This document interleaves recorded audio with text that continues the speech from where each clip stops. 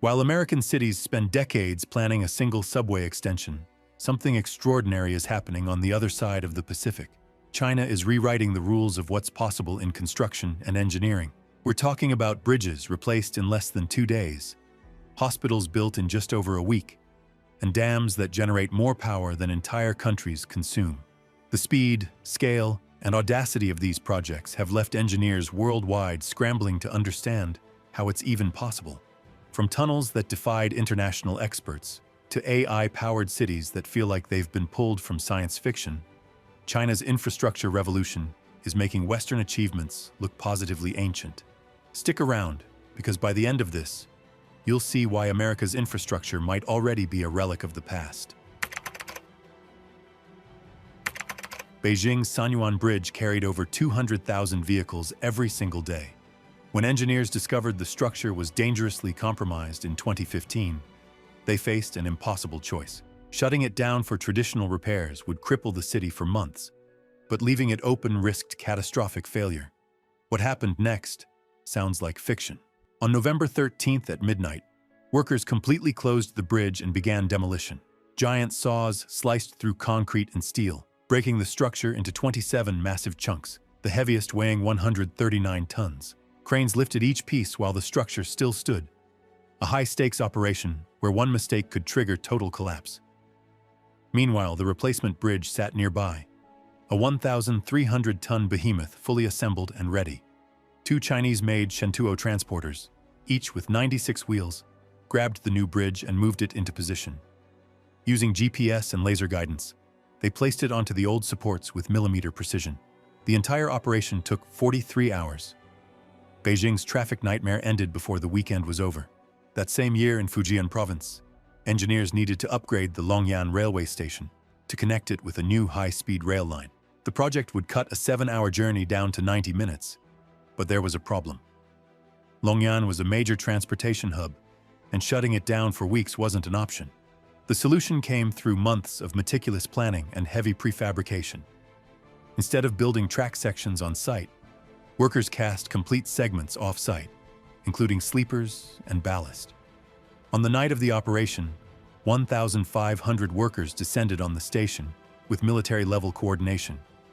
Teams dismantled existing tracks, while others removed the complex interlocking system that allows trains to switch between lines. Massive cranes lifted prefabricated sections into place with laser-guided precision.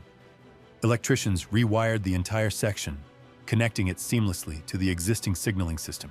Other teams spread and compacted ballast to ensure smooth operation. As dawn broke, they had completed a fully functional section of high-speed track in 9 hours. These aren't just impressive stunts. They represent a fundamental shift in how infrastructure gets built, where speed isn't sacrificed for quality, but achieved through it. The Humeling Tunnel in Gansu Province became known as the most difficult tunnel ever attempted. Just 173 meters of this passage left international experts completely stumped. Germany, renowned for engineering excellence, examined the project and walked away. The problem was geological nightmare fuel. The tunnel's path crossed both a reservoir and a river, saturating the surrounding area. The soil was predominantly low S, a loose material that liquefies when disturbed. Workers would dig, and the tunnel walls would crumble. Cracks appeared constantly, threatening complete collapse. Heavy rains made everything worse, turning the construction site into quicksand. International consultants arrived, assessed the situation, and declared it unfeasible. The tunnel earned the nickname Tofu Tunnel because of its frustratingly fragile nature. China refused to accept defeat. Engineers devised a careful step-by-step excavation method combined with vacuum dewatering to stabilize the soil. The work was incredibly dangerous, with sudden surges of water and sand bursting into the tunnel regularly. A team of 1,200 workers toiled in shifts for 6 grueling years. Progress averaged just 2 to 3 meters per day. During icy winters, an entire crew dedicated themselves solely to ice breaking, preventing the waterlogged soil from freezing and halting construction entirely. When the tunnel finally opened, it became a symbol of Chinese determination. This small passage filled a critical gap in the Lanwu Railway, connecting the Yellow and Yangtze River basins and boosting regional trade and tourism. Then there's the Zhangjiajie Glass Bridge, where visitors walk 300 meters above a canyon on transparent flooring. This 375-meter span is supported by massive steel girders filled with reinforced concrete, with the entire structure weighing 2,200 tons. The glass deck uses 3 layers of specially hardened glass, each 50 millimeters thick. To prove its strength, engineers drove a 40-ton train across it during testing. The bridge cost roughly 460 million yuan and demonstrates that Chinese engineering isn't just about function, but also creating experiences that push psychological boundaries. But conquering impossible terrain is just one dimension of China's infrastructure dominance. The real power lies in how they're harnessing nature itself. The Three Gorges Dam remains the most productive hydroelectric power station ever built. Spanning 2,335 meters across the Yangtze River and towering 185 meters high, it required 28 million cubic meters of concrete and 463,000 metric tons of steel. The dam's construction flooded 3 scenic gorges, creating a 600-kilometer reservoir that transformed the Yangtze into a navigable highway for massive ocean-going freighters. Ships can now sail over 2,000 kilometers inland from the East China Sea to Chongqing. Engineers designed 5-tier ship locks capable of lifting vessels weighing up to 10,000 tons, plus the world's largest ship lift for faster transit. Deep within the structure, 32 powerful turbine generators convert the river's flow into electricity. In 2020 alone, the dam generated 111.88 terawatt-hours of electricity, enough to power tens of millions of homes while providing crucial flood control for the historically vulnerable Yangtze Basin. The Beihaitan hydropower station pushes hydroelectric technology even further. With an installed capacity of 16,000 megawatts, it generates over 62 billion kilowatt-hours annually. What sets it apart are the 16 massive 1,000 megawatt turbines, the largest ever constructed. These giants achieve an energy conversion efficiency of 96.97%, partly thanks to SKF sealing technology that reduces water leakage to 1/10 of typical levels. The dam itself is a 289-meter concrete arch, equivalent to a 100-story building, designed to withstand 16.5 million tons of hydraulic force. Emergency systems include the world's biggest hydraulic hoist, featuring a ceramic-coated piston capable of lifting the equivalent of 800 cars. Specialized spherical bearings ensure smooth operation in the harsh, humid environment while preventing hydraulic fluid leaks. China's hydroelectric ambitions extend far beyond its borders. The Meru Dam in Sudan stretches 9 kilometers across the Nile River, 350 kilometers north of Khartoum. The structure combines an 883-meter earth-core rock-filled dam with massive concrete-faced dams on both banks. The right bank dam alone stretches 4.3 kilometers and reaches 53 meters high.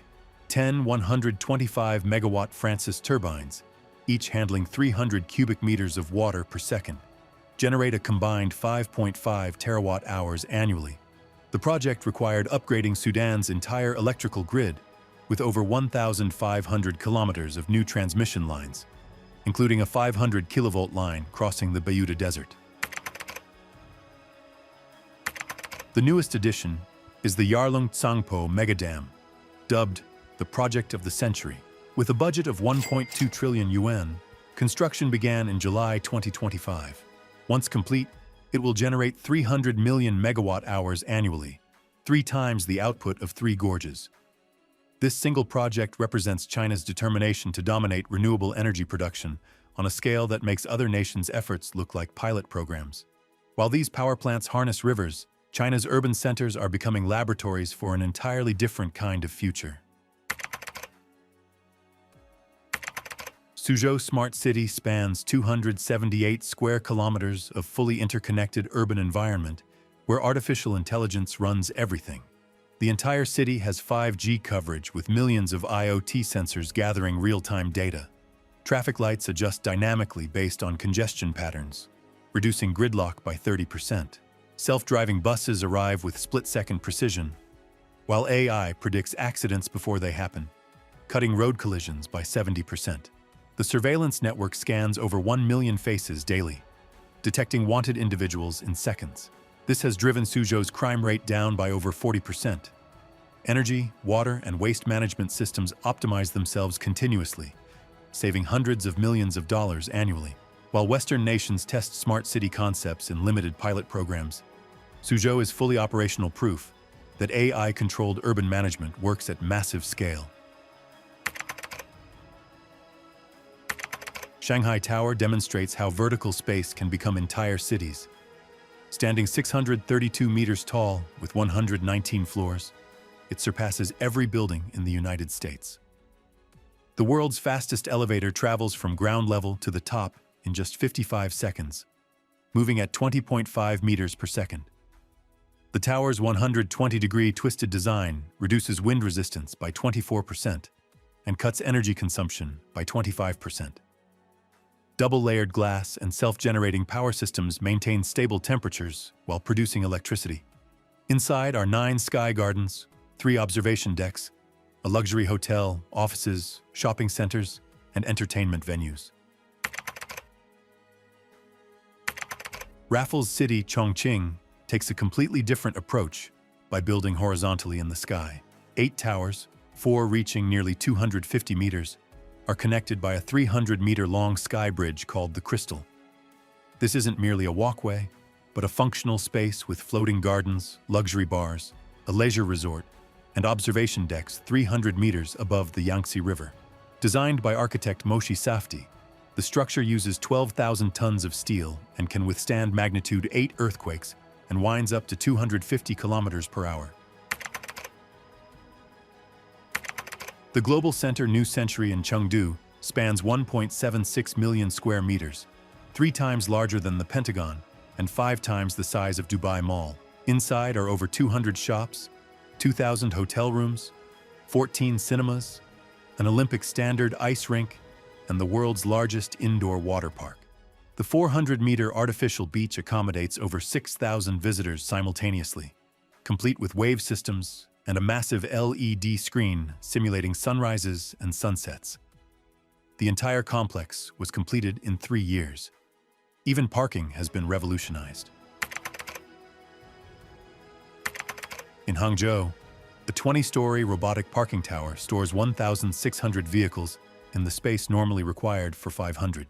Drivers simply drop off their cars, and AI-driven robots lift and stack them into compact vertical slots. Retrieval takes 90 seconds, and each vehicle occupies just 3.6 square meters instead of the typical 12 to 15 square meters. These achievements are impressive, but they're yesterday's news compared to what's happening right now. The CR450 bullet train enters service in 2026 as the world's fastest train, capable of 453 kilometers per hour with an operational cruising speed of 400 kilometers per hour. This isn't a prototype or test vehicle, but a production model that will connect Shanghai to Chengdu in hours instead of days. China already operates 48,000 kilometers of high-speed rail, representing 70% of the world's total. This network connects 97% of Chinese cities with populations over 500,000, a level of integration that makes American rail infrastructure look positively Victorian.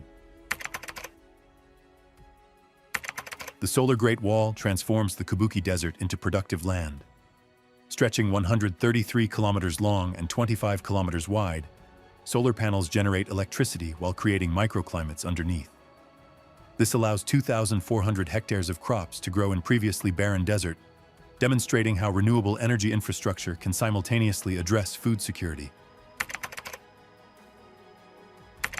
Beijing Daxing International Airport, which opened in 2019, handled 40 million passengers in 2024.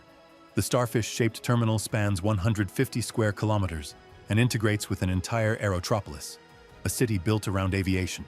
Passengers can reach the farthest gate within an 8-minute walk from security, a design achievement that prioritizes efficiency without sacrificing capacity. The Belt and Road Initiative continues expanding at accelerating rates. In the first half of 2025 alone, China invested $124 billion in infrastructure projects across 150 countries. Africa received $39 billion of this investment, building ports, railways, and power plants that connect previously isolated regions to global trade networks. These aren't plans or proposals. They're active construction sites right now, reshaping how the world moves, communicates, and generates power. While other nations debate infrastructure spending, China keeps building. So what's your take on China's construction revolution? Do you think other countries can catch up? Or has the gap become too wide? Drop your thoughts in the comments below. And don't forget to hit that like button and subscribe for more such content.